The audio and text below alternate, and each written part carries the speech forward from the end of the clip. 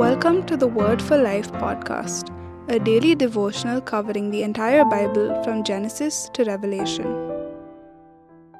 In Deuteronomy chapter 24, Moses puts in place several laws that prevent Israelites from taking advantage of people in weaker positions.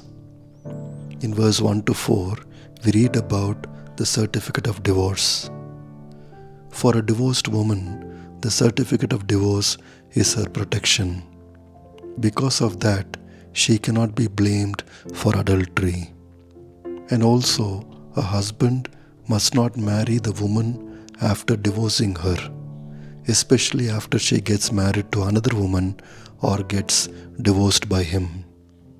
By this law, the Lord prevents the woman from becoming a kind of marital football passed between irresponsible men. In verse 5, we see that a newly married husband cannot be sent to war. His wife must not be deprived of her husband so early in her marriage.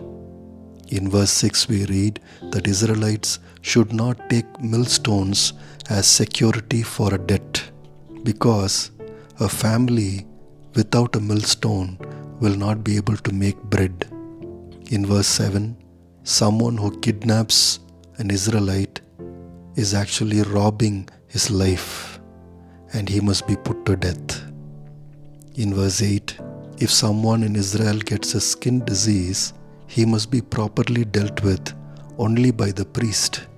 In verse 9, the one who has given a loan to an Israelite must not force himself into his house to take the pledge. He must wait outside. The person who has taken the loan has to bring the pledge outside and give it to him. In verse 15, we read that daily wage workers must be paid their wages every day. Israelites must not delay the wages.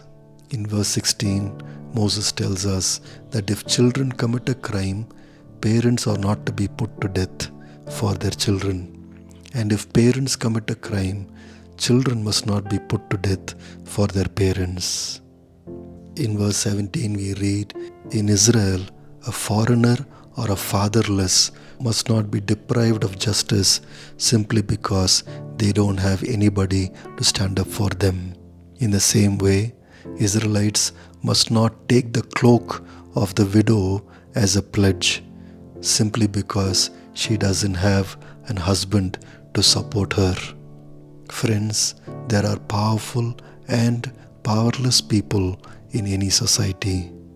Even Christian believers can be in powerful positions or may not be in powerful positions. Whatever might be the case, everyone has some power over others in their own social settings. Or believers know powerful people who can do the job for them. Jesus taught us that we must use our power or our resources only to serve others and not lord it over others. In Deuteronomy chapter 24, verse 19 to 21, Moses commands Israel that when they harvest in their field and they overlook one sheaf of grain, they should not go back to get it. They must leave that one sheaf for the foreigner, the fatherless, and the widow. Or if some grain is remaining in the field after harvest, Israelites must just leave them for the foreigner, the fatherless, and the widow who do not have their own lands to harvest.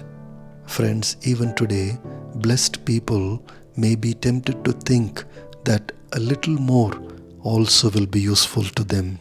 So they may want everything for themselves. Greed is a common flaw even today. The Bible commands believers to live a life of contentment. Believers leave their own things for others who do not have. Thanks for listening. We'll see you tomorrow for the next episode of the Word for Life podcast.